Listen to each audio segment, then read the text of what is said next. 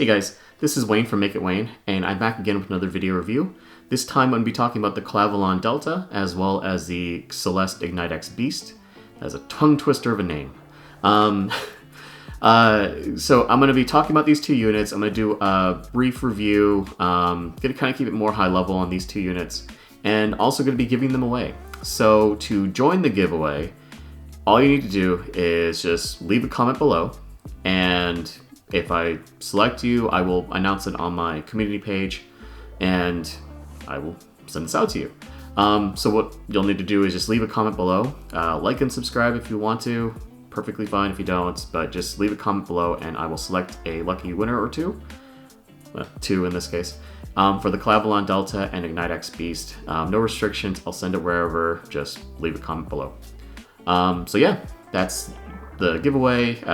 Sending those two units, and let's get into the review. So this is going to be a unit tour of the Celest IgniteX Beast. Celest being the Canara sub-brand. I think it's more in the budget range. You'll see this is a 1DD and 1BA driver IM. These are kind of specifications here. Kind of have a little bit more about the character for the IgniteX Beast. We added a kind of a story, so you get a little bit more emotionally attached to your IM. And there's two variations of color, I think. I don't remember exactly which one I got, but these come with the set of tips, two different sets. Just a general black and then a more colorful looking one. They are okay as far as stock tips go. And then this is the IEM with its cable. And so, again, the stock cable in this case is actually very good. I actually really like the stock cable. It reminds me a lot of the two-fer gate as far as like how good it is for a budget like IEM set. Like this stock cable is very good. It's very soft, it's very pliable, it's not memory prone, wraps really well. And this is the IgniteX Beast. It's a very, actually, like, I don't know, sunset oriented type of look to it. It looks very nice. It feels very nice. It's comfortable in hand. Kind of a contour there. But overall, it's a very nice looking IEM. I actually really enjoy it. As far as measurements go, the nozzle for this is 6.2. So it's not bad. It's not the smallest, but it's not like, you know, you're getting a ISN H60 stuck in your ear, where that is like massive in your ear. Or the Deuce, which is 6.9. Nice.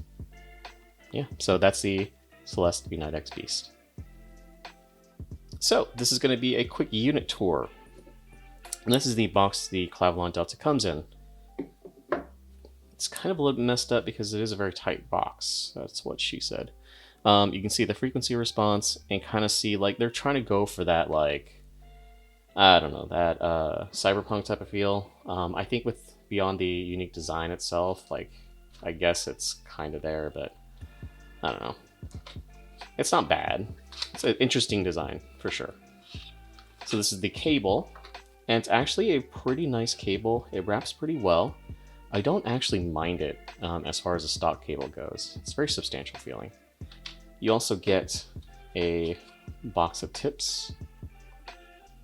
The tips themselves, they're kind of general. It's nice that it comes with a little carrying case for them. It's not bad. And then as far as the actual units themselves go, you can see they have this triangular design. It's very clean, very like industrial as far as design goes. It's not bad. It fits well in the ear itself when I actually have it on, but it is kind of like, what am I putting in my ear hole? Like, what am I about to experience? And it's not that bad. It fits comfortably enough in my ears. It may not for everybody's ears. I don't think it's bad at all. If we were to look at the actual frequency, or not the frequency, the size of the tip, it is a 5.9 millimeter. So fits tips pretty comfortably. We do it live here, so ignore that flub. But yeah, that is the unit tour for the Clavelon Delta. So to talk about the IgniteX Beast, I'm going to give you kind of the pros and cons of it and who it's kind of for, and then give you my final score. Overall, it's a very, it's a Harman tuning. So if you are a fan of that Harman, i.e., I think 2019 like type of graph or type of tuning, this is it to up until you get to like the upper mids and treble section. For the most part, it's a good sound signature. The bass is punchy where it needs to be. The like mids tuning is more female centric, so if you listen to a lot of like K-pop or like female oriented vocals, that type of music, it's going to be, right probably where you want it. It does almost get to that shoutiness, it is a bit elevated and boosted, but for the most part, I don't think it's bad. It's not to my tuning, but I can appreciate it because I listen to a wide variety of music. I enjoy different sound signature. I do feel like variety is the spice of life. So in this case, I can enjoy it. My nitpicks would really be that because it is a 1DD and 1BA driver IEM, there are times where I feel like the BA is a little bit more uncontrolled. So when you see a graph, it like graphs like the treble side a bit aggressive. I do feel like it's a little bit uncontrolled in that point. So like certain times when you're listening to music, it might just kind of be like a bit sharp, a bit too energetic. You can offset that by having like a warmer source, or you could kind of offset it as well by kind of limiting your volume. So listening to it at moderate volumes, like it's okay. Overall, I don't think it's bad. It is a Harman tuned IEM. The accessories are, relatively solid. The cable's actually nice. So, overall you are getting a bit more from the like Wyvern series. And I think it's a pretty good upgrade. Would I pick it up myself? I would probably prefer, like, if I'm in that market for Harman tuned IEM, I think because the IgniteX Beast is a little bit more sharper at times, I would probably prefer like the Abyss or something like that. But overall, I give the IgniteX Beast a 4 out of 5. I think it narrows exactly at 8 out of 10 in my score. So overall, it's not a bad IEM. It is Harman tuned. If you like that, that's it. If you have a female-centric library, this is it. K-pop, for example, right there. But if you're not in that type of like, if you don't like that tuning, this may be a bit too sharp and a bit like high on the female vocals for you. It's not shouty, but there is a little bit of that like uncontrolled like treble from the BA. But yeah, overall, 4 out of 5. So while I do have a written review below for the IgniteX Beast, I do not have one for the Clavelon Delta. I am currently inundated. I do have a few other projects I'm currently working on and a few other reviews I'm trying to push out. So I am going to limit myself in certain cases where I will either do only a written review or I'll do only a video review. But in the Clavelon Delta's case, my overall impressions of it is it's a bit safe with a capital S. I think everything scores like relatively okay. The bass to me, it's good quality bass, but it's very soft at times. It's very pillowy.